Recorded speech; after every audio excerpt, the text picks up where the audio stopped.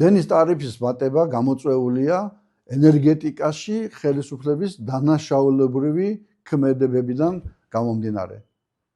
ქვეყანაში სადაც უნდა აშენებულიყო თითომილიარდიანი 3 ჰიდროელექტროსადგური ნენსკრაზე, ნამახვანზე, ხუდონზე უნდა ყოფილიყო განახლებული ენერგეტიკული ქსელები და სხვა ინფრასტრუქტურა.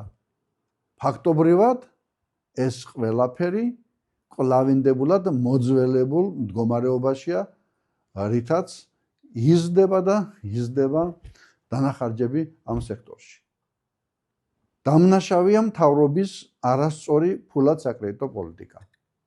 ვინაიდან ქვეყანაში იზრდება ფასები და როდესაც ყველაფერზე იზრდება ფასები, ნემსიდან დაწყებული და კაფელის დაგებით დამთავრებული და პროდუქტებზე თუ როგორ იზრდება ფასები ამას ვხედავთ.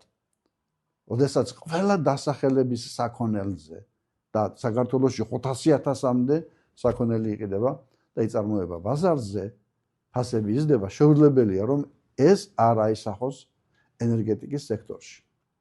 და ეს არ აისახოს ამ დარგში დანახარჯების ზრდაში. კიდევ ერთი დანაშაული.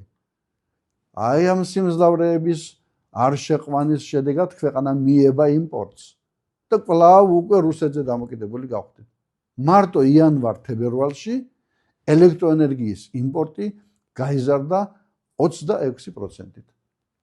ეს იმას ნიშნავს, რომ ნაყიდი დენი უფრო ძვირია, ვიდრე აქ წარმოებული. აი ყოველივე ამამ განაპირობა ის, რომ 30%-ით გაიზარდა საშუალოდ ფასები. განსაკუთრებით მძიმე დარტყმა არის დაბალშემოსავლიანი მოქალაქეებისათვის, რომლებიც მოიხმარენ 100 კილოვატამდე ენერგიას თვეში და მათი ტარიფის და თითქმის 35%-ს აღწევს. აი ეს შედეგი ასევე გამოწვეულია პოლიტიკური მანიპულაციებით.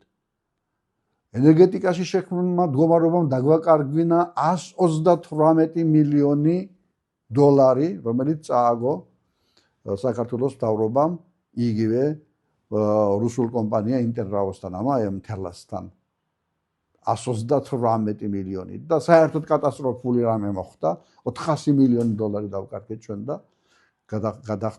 გადავადებულია მცირე ხნით იმის გამო რომ ნამახვანში აი ასეთი უგუნური პოლიტიკა აწარმოა ხელისუფლებამ და ეს ფული ჩვენი ჯიბეებიდან იქნება გასასტუმრებელი.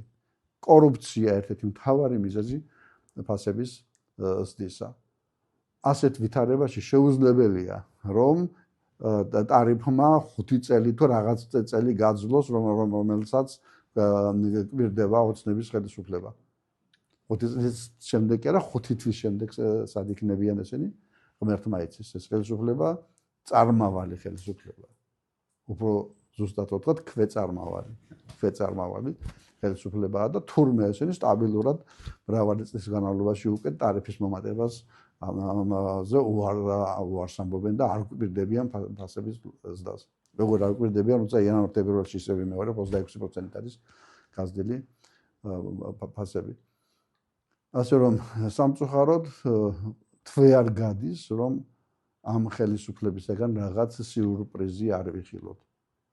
და საუბედუროდ ეს სიურპრიზი ჩვენი მოქალაქეების ცხოვრების დონის გაუარესებაში აისახება.